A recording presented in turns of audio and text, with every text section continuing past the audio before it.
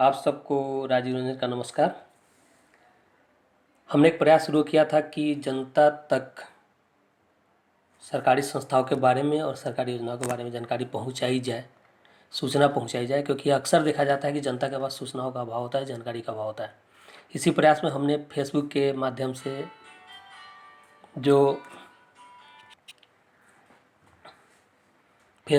से हमने 2 वीडियो जो नल जल योजना, बिहार सरकार की नल जल योजना से संबंधित थी, आप तक पहुंचाई थी। इसके बाद हमने सोचा कि क्यों ना एक यूट्यूब चैनल बनाया जाए। तो अभी जो हम वीडियो आप तक पहुंचा रहे हैं वो यूट्यूब चैनल के माध्यम से, जो मेरा ही है। तो आपसे आग्रह है कि आप इस चैनल को सब्सक्राइब करें और लाइक करें हमारे वीडियो को, ताकि हमें पता चलता रहे कि कितने लोगों तक इसकी पहुँच हो पा रही है और हमारे लिए अभिप्रेरणा, मोटिवेशन का स्रोत बना रहे। तो आज के वीडियो में हम पंचायती राज संस्थाओं के बारे में शुरुआत कर रहे हैं। पंचायती राज संस्थाओं में जो सबसे छोटी संस्था है वह वार्ड है। तो आज हम वार्ड सभा के बारे में चर्चा करेंगे कि वार्ड सभा कैसे कार्य करती है, उसकी क्या जिम्मेदारियां हैं। तो हर पंचायत कुछ वार्डों में बटा होता है। तो जिस हर वार्ड में एक वार्ड सभा का गठन किया जाता है और उसका वार्ड सभा की अध्यक्षता वार्ड सदस्य, जो मुखिया के चुनाव के साथ ही चुनकर, जनता द्वारा चुनकर आते हैं, वो करते हैं। उसके बाद जितने भी लोग उस वार्ड के हैं, जो इलेक्टोरल रोल में हैं, जो मतदाता सूची में जिनका नाम है, वो उस वार्ड सभा के सदस्य होंगे। समय समय पर वार्ड सभा की मीटिंग बुलाई जाएगी और यह जिम्मेदारी वार्ड मेंबर की होगी, परंतु 2 मीटिंग के बीच 3 महीने से अधिक अंतर नहीं होना चाहिए। इसका मतलब यह है कि कम से कम 3 महीने पर एक मीटिंग जरूर बुलाई जानी चाहिए। अगर वार्ड मेंबर यह मीटिंग बुलाने में असफल होता है तो यह मुखिया का दायित्व है कि वह मुखिया या उप मुखिया दोनों में से कोई एक उस वार्ड सभा की मीटिंग बुलाए और उसकी कार्यवाही को संचालित करे। अगर मुखिया और उप मुखिया भी इसको करने में असमर्थ हो जाते हैं तो आगे प्रावधान है कि पंचायत समिति का जो एग्जीक्यूटिव ऑफिसर है उसको यह सूचना दी जाएगी और फिर उसकी जिम्मेदारी है कि मुखिया से या उप मुखिया से कह के वह इस वार्ड सभा की कार्यवाही को आगे बढ़वाए और यह कार्य जितनी जल्दी संभव हो सके उतनी जल्दी किया जाना चाहिए। अब वार्ड सभा में हो गया, पहला वार्ड सभा के सदस्य जो सारे मतदाता हैं उस वार्ड के, दूसरा वार्ड मेंबर जो चुनकर आता है, और तीसरा जो व्यक्ति है वह है वार्ड सेक्रेटरी, जिसको वार्ड सभा के सारे लोग मिलकर बहुमत से चुनेंगे वार्ड सभा की मीटिंग में। उसके लिए सबसे ज़रूरी है कि वह कम से कम मैट्रिक पास होना चाहिए। अगर जो व्यक्ति मैट्रिक पास नहीं है वह इसके लिए अयोग्य होता है, तो मैट्रिक पास कम से कम होना चाहिए। इसके अलावा जो लोग भी पंचायती राज संस्थाओं से जुड़े हुए हैं उनके परिवार का कोई भी सदस्य वार्ड सेक्रेटरी नहीं बन सकता है। वार्ड सेक्रेटरी की जिम्मेदारी है कि वह वार्ड मेंबर के कहने पर वार्ड सभा की मीटिंग बुलाएगा। उसकी जो भी कार्यवाही वार्ड सभा की मीटिंग में होती है उसका रिकॉर्ड तैयार करेगा और समय समय पर वार्ड सभा जो भी उसको काम बताता है उसे करना पड़ेगा। एक बार आपको बात बता दें कि वार्ड सेक्रेटरी का जो टेन्योर है वह 2 साल का है। इसका मतलब यह है कि 2 साल के बाद फिर से वार्ड सेक्रेटरी का चयन किया जाना चाहिए। हालांकि वार्ड मेंबर 5 साल के लिए चुना जाता है, परंतु वार्ड सेक्रेटरी केवल 2 साल के लिए ही चुना जाता है। 2 साल के बाद फिर से वार्ड सभा को चाहिए कि वह सेक्रेटरी चुने। तो इस बात को आप ध्यान में रखेंगे। वार्ड सभा की मीटिंग के लिए किसी भी सार्वजनिक स्थान पे जो उस वार्ड के अंदर स्थित हो, चाहे वो पंचायत भवन हो या कोई भी सामुदायिक स्थान हो, वहाँ पे वार्ड सभा की मीटिंग बुलाई जाएगी। किसी भी प्राइवेट बिल्डिंग में, जैसा कि माना देखते हैं कि वार्ड मेंबर अपने घर पे ही मीटिंग बुला लेते हैं, ऐसा नहीं होना है। किसी भी प्राइवेट बिल्डिंग में यह मीटिंग नहीं बुलाई जाएगी। किसी भी सार्वजनिक स्थान पर ही यह मीटिंग बुलाई जानी चाहिए, जो कि खुला हो, प्रकाशित हो और लोगों की बैठने की व्यवस्था वहाँ पे हो सके। वार्ड सभा के बारे में जानकारी 7 दिन पहले वार्ड के लोगों को दी जानी चाहिए कि फलाने तारीख को इस समय पे वार्ड सभा की मीटिंग आयोजित की जा रही है। तो यह 7 दिन पहले किया जाना चाहिए। समय, दिनांक और जगह, यह 7 दिन पहले लोगों को सूचित किया जाना चाहिए।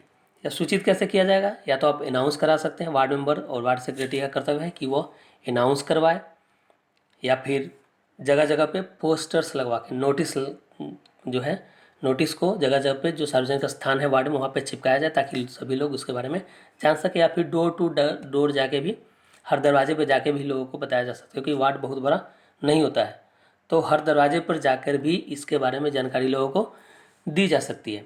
एक और तरीका जो कि एक्ट कहता है, पंचायती राज एक्ट कहता है कि अगर वार्ड में स्कूल स्थित है तो स्कूल में जाके स्कूल के बच्चों को भी बताया जा सकता है कि इस तिथि को इस समय पे और इस जगह पे वार्ड सभा की मीटिंग आयोजित की जा रही है। वो बच्चे जाके अपने गार्जियंस को बताएंगे और उन्हें अभिभावकों को बताएंगे। तो ये कई सारे तरीके हैं जिनके द्वारा वार्ड के लोगों को, वार्ड सभा के सदस्यों को पता चल पाएगा कि वार्ड सभा की मीटिंग कब आयोजित की जा रही है।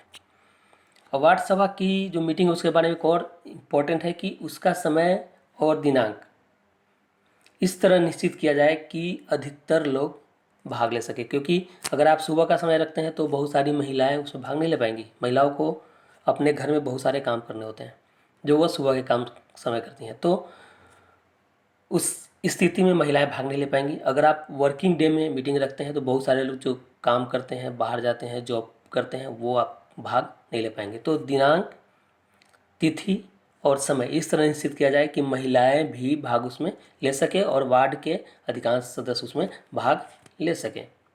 अब जो नोटिस इस वार्ड सभा की है उसको इसकी एक कॉपी पंचायत को भी जानी है, क्योंकि जो वार्ड सभा की मीटिंग है उसका यह प्रावधान है कि इस मीटिंग को ग्राम सभा की मीटिंग को ध्यान में रखते हुए किया जाना चाहिए, क्योंकि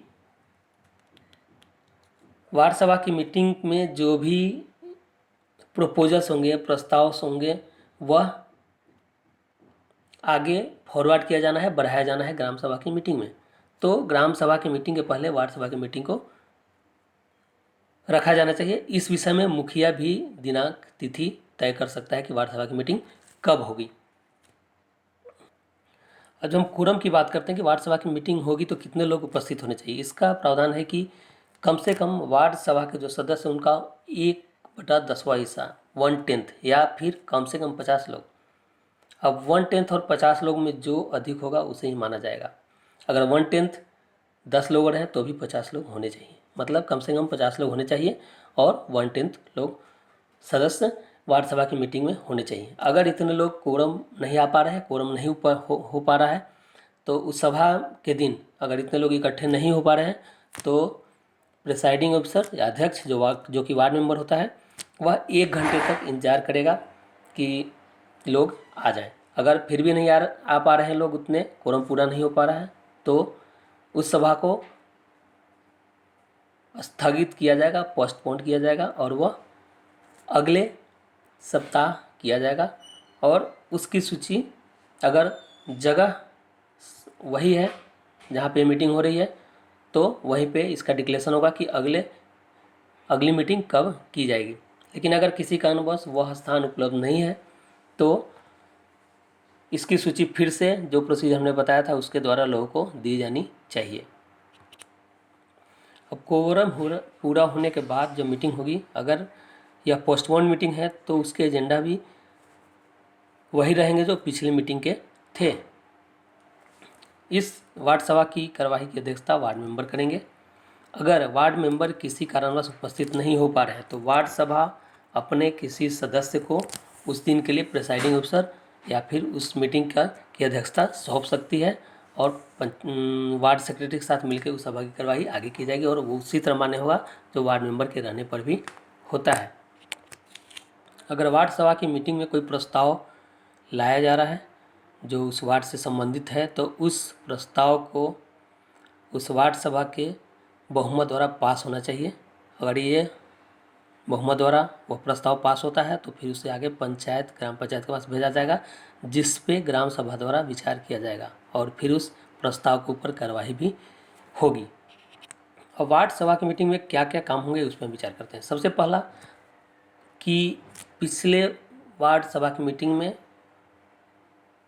कौन कौन से प्रस्ताव आए थे, कौन कौन से पॉइंट्स, कौन कौन से बिंदु, कौन कौन से मुद्दे उठाए गए थे, उस पर विचार किया जाएगा। उस पर क्या कार्यवाही अभी तक पंचायत के द्वारा हुई है, वार्ड के द्वारा की गई है, उसकी जानकारी लोगों को दी जाएगी।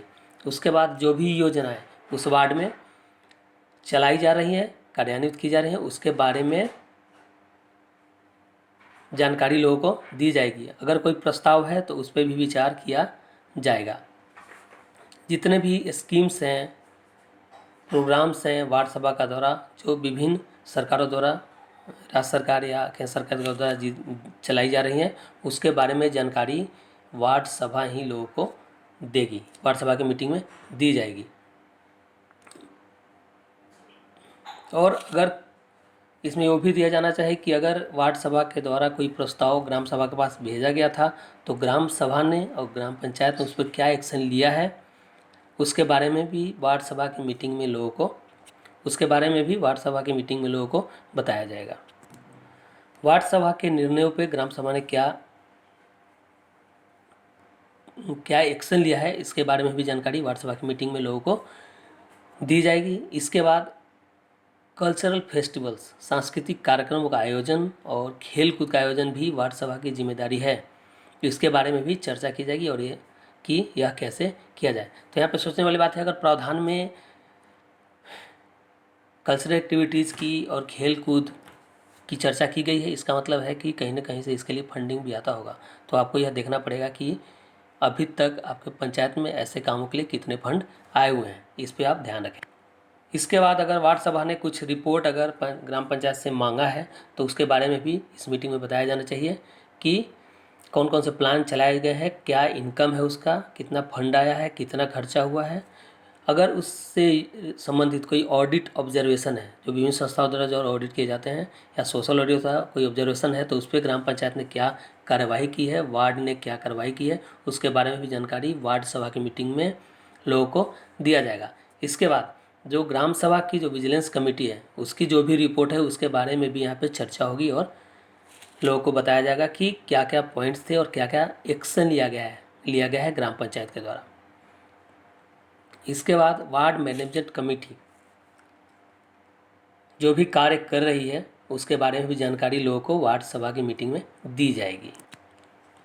सोशल ऑडिट का काम भी वार्ड सभा का ही होता है। तो इसके लिए जितने भी विकास के कार्य उस वार्ड में हो रहे हैं या पूरे हो गए हैं, उसके बारे में सोशल ऑडिट कराना वार्ड मेंबर का काम है और यह वार्ड सभा के माध्यम से कराया जाएगा। इसके लिए वार्ड सेक्रेटरी वार्ड सभा की मीटिंग में जो योजनाएं पूरी हुई हैं उनके बारे में जानकारी देगा। वह बताएगा कितना फंड अलॉट हुआ है, क्या क्या काम हुआ है और कितना बचा है, कितना खर्चा हुआ है, कितना बच गया, इसके बारे में बताएगा। जो पिछले 3 महीने में हुआ है, पिछले वार्ड सभा की मीटिंग से लेकर इस वार्ड सभा की मीटिंग तक जो भी काम हुए उसके बारे में जानकारी दी जाएगी। वहाँ पे ये भी चर्चा होगी कि जो काम हुआ है उसकी गुणवत्ता की है क्या है। फिजिकल वेरिफिकेशन भी होगा, जाके देखा भी जाएगा कि यह जो बताया जा रहा है यह काम हुआ है कि नहीं हुआ है। अगर कोई ऑब्जेक्शन होता है उस काम में तो इस सभा की कार्यवाही की जो रजिस्टर है उसमें इस ऑब्जेक्शन को भी नोट किया जाएगा और आगे इसको एग्जीक्यूटिव पंचायत समिति के एग्जीक्यूटिव ऑफिसर को और मुखिया को यह ऑब्जर्वेशन भेजा जाएगा, यह ऑब्जेक्शन भेजा जाएगा और इस ऑब्जेक्शन पे संस्थाओं द्वारा, ग्राम पंचायत द्वारा या एग्जीक्यूटिव ऑफिसर जो पंचायत समिति के हैं उनके द्वारा क्या कार्रवाई की गई है उसकी रिपोर्ट भी, कंप्लायंस रिपोर्ट भी अगली मीटिंग वार्ड सभा की मीटिंग में दिया जाएगा कि आप जो भी ऑब्जेक्शन ऐसे उठाए गए हैं उस पर क्या कार्रवाई हुई है, उसकी जानकारी अगले वार्ड सभा की मीटिंग में दी जाएगी। इसके अलावा सामाजिक सद्भाव को बनाए रखने का काम भी वार्ड सभा का है। इस मुद्दे पर भी वहाँ पर चर्चा होगी कि आपस में सामाजिक सद्भाव कैसे बना के रखा जाए, उसके लिए क्या उपाय किए जाए। और वार्ड सभा की जो भी कार्यवाही होती है उसको एक रजिस्टर में नोट किया जाएगा। एक रजिस्टर होता है कार्यवाही की, उसमें सारी बातें उस सभा से संबंधित नोट की जाएगी और वह प्रत्यक्ष हस्ताक्षरित किया जाएगा वार्ड सदस्य के द्वारा और वार्ड सभा के जितने लोग उस मीटिंग में भाग ले रहे हैं उनका सिग्नेचर उस पर लिया जाएगा। फिर उसकी कॉपी भेजी जाएगी ग्राम पंचायत के पास। 15 दिनों के भीतर यह इस कार्रवाई की कॉपी पंचायत के पास, ग्राम पंचायत के पास भेजी जानी चाहिए। वार्ड सभा की मीटिंग में जो भी डिसीजन हुए हैं, जो भी प्रस्ताव लाए गए हैं और जो उसकी सूचना जो ग्राम पंचायत को दी जाती है, तो ग्राम पंचायत का यह दायित्व तो बनता है कि वह अगले ग्राम सभा की पंचायत पे ग्राम सभा की मीटिंग में उन मुद्दों पे विचार करे और फिर उस पर जरूरी कार्यवाही है वह कार्यवाही करे, जरूरी एक्शन ले और फिर उसके बारे में, अपने एक्शन के बारे में, अपने कार्यवाहियों के बारे में रिपोर्ट वार्ड सभा को भेजे, ताकि वार्ड के लोगों को भी यह सूचित किया जा सके कि इस पे क्या एक्शन ग्राम पंचायत के द्वारा लिया गया है। कई बार क्या होता है कि वार्ड सभा की मीटिंग में बहुत सारे मुद्दे हो जाते हैं जो एक दिन में उन पर चर्चा करना संभव नहीं हो पाता है। अगर इस तरह की स्थिति आती है कि वार्ड सभा की मीटिंग एक दिन में पूरी नहीं हो पाती है, तो उसको अगले दिन के लिए भी जारी रखा जाएगा। आज की मीटिंग खत्म होने के बाद जो मुद्दे बच गए उन पर अगले दिन चर्चा की जाएगी, या फिर वहाँ पे वार्ड सभा के द्वारा अगला दिन तय किया जाएगा कि बाकी के मुद्दों पे चर्चा कब होगी। जो दिन वहाँ पे तय किया जाएगा उस दिन फिर से उस पर चर्चा होगी और उसका रिकॉर्ड बनाया जाएगा। लेकिन यह समय 15 दिन से अधिक का नहीं होना चाहिए। मतलब कि अगली मीटिंग है वह 15 दिन के अंदर ही होगी, ताकि वार्ड सभा की कार्यवाही को पूरा किया जा सके। वार्ड सभा अपने मीटिंग में अपने वार्ड की प्राथमिकताएं तय करता है कि उस वार्ड में कौन से काम जरूरी हैं और प्रस्ताव पास करता है। इस प्रस्ताव और प्राथमिकताओं को ग्राम पंचायत और पंचायत सेक्रेटरी के पास फॉरवर्ड किया जाता है। और जब भी कोई स्कीम आता है, कोई भी योजना आती है, तो उस योजना को के अलॉटमेंट में पंचायत सेक्रेटरी और पंचायत को यह ध्यान रखना है कि वार्ड की प्राथमिकता क्या है। अगर वार्ड योजना उस वार्ड की प्राथमिकता के अनुसार है तो पहले उसको अलॉट किया जाएगा। मतलब कि स्कीम के अलॉटमेंट में वार्ड के प्रस्ताव और प्राथमिकताओं पर ध्यान दिया जाएगा। और इससे संबंधित जो कंप्लायंस रिपोर्ट है कि इस पर क्या कार्रवाई की गई है, वह वार्ड सभा की मीटिंग को पंचायत द्वारा प्रेषित की जाएगी और यह वार्ड सभा की मीटिंग में रखा जाएगा। समय समय पे एग्जीक्यूटिव ऑफिसर, जो पंचायत समिति के एग्जीक्यूटिव ऑफिसर होते हैं, ब्लॉक पंचायत राज ऑफिसर और अन्य अधिकारी जो समय समय पे इंस्पेक्शन के लिए पंचायत में आते हैं, वो भी इस के कंप्लायंस का जो काम चल रहा है, जो प्रस्ताव और प्रायोरिटीज़ हैं, जो काम चल रहा है, उसके बारे में अपनी रिपोर्ट देते रहेंगे, उसकी जांच करेंगे और उसके बारे में अपनी रिपोर्ट देते रहेंगे। हमने नल जल योजना में भी आपको बताया था कि जो भी योजनाएं वार्ड के स्तर पर कार्यान्वित की जा रही है, उनकी निगरानी पंचायत की विजिलेंस कमेटी करती है और वह उससे संबंधित रिपोर्ट बना के पंचायत को पेश करती है। तो उस वार्ड से संबंधित जो कार्यान्वयन हुआ है, जिन योजनाओं का कार्यान्वयन हुआ है, उससे संबंधित जो भी रिपोर्ट है विजिलेंस कमेटी की, उसको वार्ड सभा की मीटिंग में रखा जाएगा और उस पर चर्चा होगी। और अगर कोई भी मुद्दे वहाँ से उठता है तो उसको ग्राम पंचायत को और संबंधित प्राधिकारी को भेजा जाएगा कि आप इस पर कार्यवाही करें। और उससे संबंधित जो फॉलोअप एक्शन है कि इन प्राधिकरणों ने, चाहे पंचायत हो या अन्य अधिकारी, उन्होंने क्या एक्शन लिया है, क्या कार्रवाई की है, उसके बारे में भी अगली वार्ड सभा मीटिंग में लोगों को इन्फॉर्म किया जाएगा। तो वार्ड सभा के बारे में इतना है कि वार्ड सभा क्या क्या करती है, उसके क्या दायित्व हैं और इसकी मीटिंग कैसे होनी चाहिए, इसके बारे में हमने आज आपको बताया। अब एक और संस्था जो वार्ड स्तर पर काम करती है वह है ward implementation and management committee, मतलब वार्ड कार्यान्वयन और प्रबंधन समिति, जिसका रोल कुछ अलग है। उसके बारे में हम चर्चा अगली वीडियो में करेंगे। तो आपको जो भी हमने इस वीडियो में बताया है उसके बारे में आप अपने वार्ड में चेक करें कि क्या आपका वार्ड और वार्ड सभा इन प्रावधानों के अनुसार चल रहा है। आपके वार्ड में वार्ड सभा का आयोजन हो रहा है या नहीं हो रहा है, ये प्रावधान किए जा रहे हैं। लोगों को डिसीजन मेकिंग में, निर्णय लेने में सम्मिलित किया जा रहा है कि नहीं किया जा रहा है, इसके बारे में चेक करें और आप इस व्यवस्था को सही करें। तो अगले वीडियो में हम आपको वार्ड मैनेजमेंट और वार्ड मैनेजमेंट कमेटी के बारे में बताएंगे। धन्यवाद।